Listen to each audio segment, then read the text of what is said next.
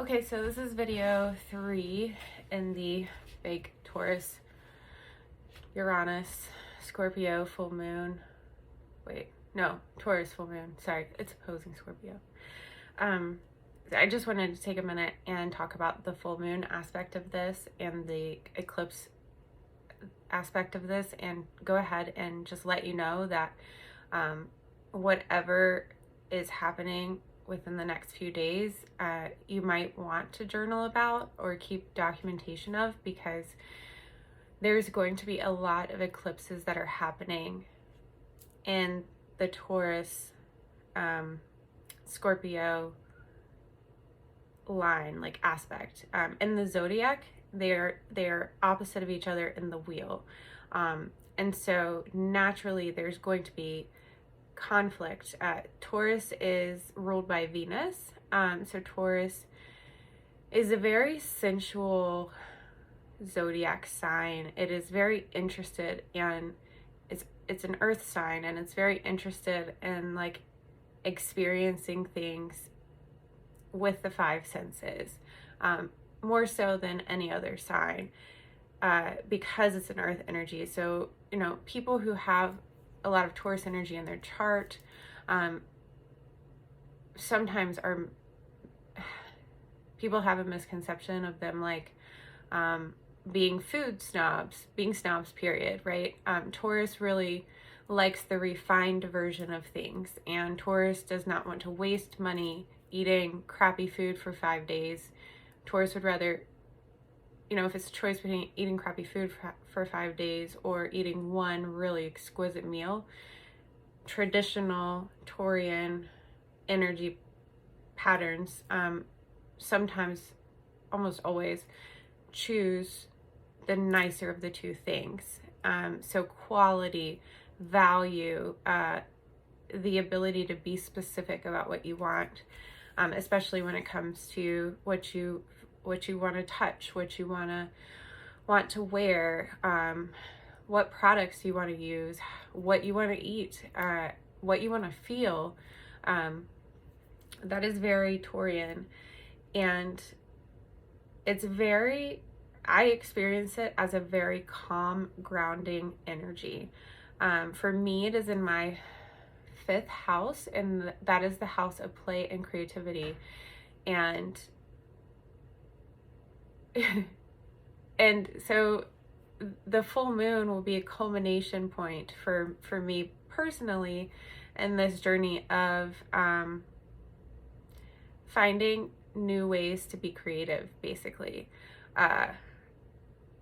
And so what I'm gonna do with this particular full moon is I'm going to express appreciation and gratitude for the ways that I've already seen Taurus activated within the past, I would say, since May. And I also will be releasing, or I hope I will be releasing, releasing this sort of, still this need to control, still this need to make a perfect product.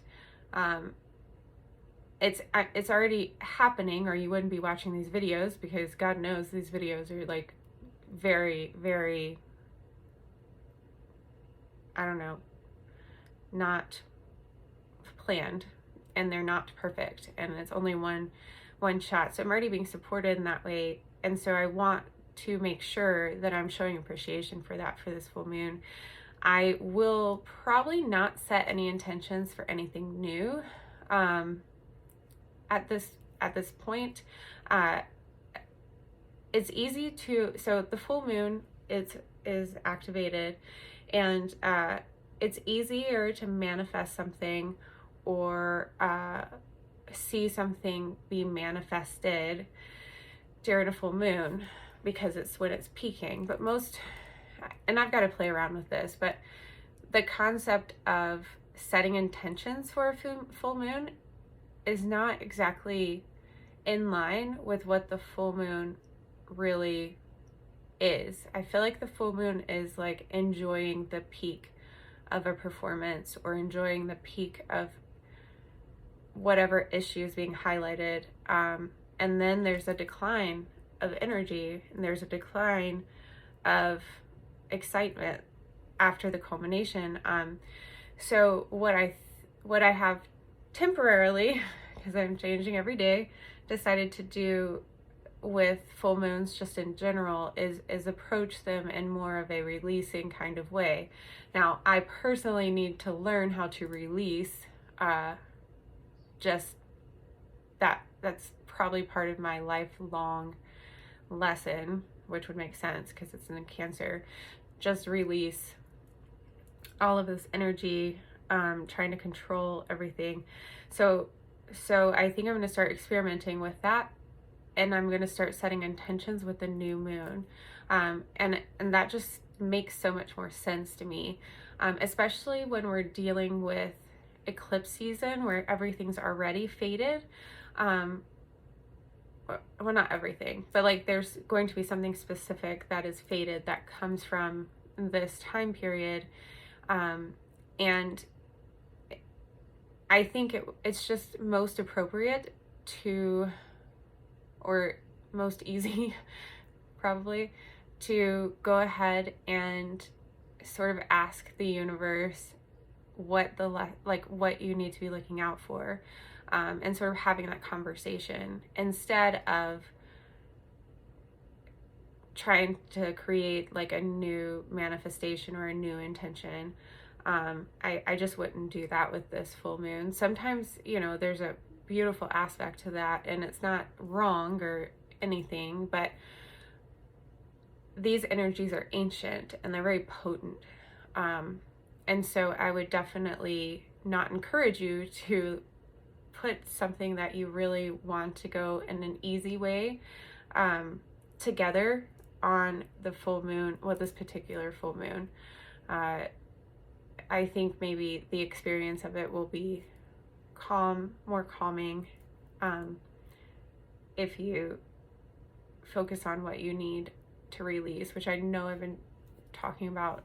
Actually, I don't know if you guys know that I've been talking about it, but I've been talking about it to you guys individually, I think, about releasing. I think the last full moon, that was my advice to my friends, is not to set the intention for anything new. And if you adjust that, then it's easier to see the seed start in the ground, which is the new moon. Basically, the moon just goes dark. That's where the seed is planted, and then it grows into this beautiful flower, and then the flower dies, and then there's a new seed. So, and there's a new evolved seed even. So I would, if you're looking forward to setting an intention and creating magic from this full moon, like harnessing the energy, I would encourage you to go ahead and take that and direct it to maybe the next new moon. Now, all that being said, you are the creator in the situation, and you are in control of what energy strands get infused in your experience. So I'm not telling you, I don't want to tell you to not do something if your like internal being is telling you to do it. You always need to listen to yourself before you listen to me or anyone else. So if you're feeling strongly about something, then go ahead and just do it. Know that you can't really do a lot wrong with playing with this stuff. There's so many energetic supports out there, both seen and unseen, that if you're going to ask for the highest vibration or the highest level of good or the highest presentation of something, while not harming anyone, then go at it. But if you want to be strategic about it, all my Virgos out there, strategic about it, then I would definitely tell you to wait.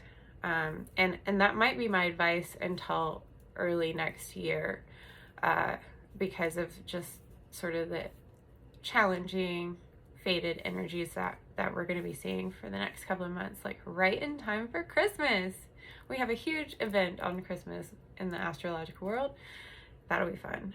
Anyway, all right, guys, I think you're amazing, and be prepared for a paradigm shift, and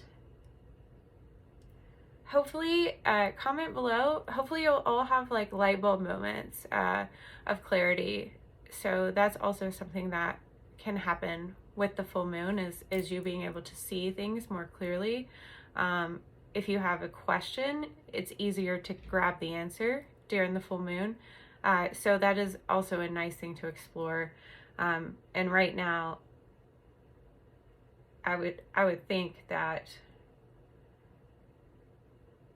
there's more of a chance for you to get like an epiphany type of response. So just keep your ears and eyes and everything open, play, be curious, take care of yourself. Taurus asks us to physically take care of ourselves, like first take care of our human bodies. It's the earth sign of Venus.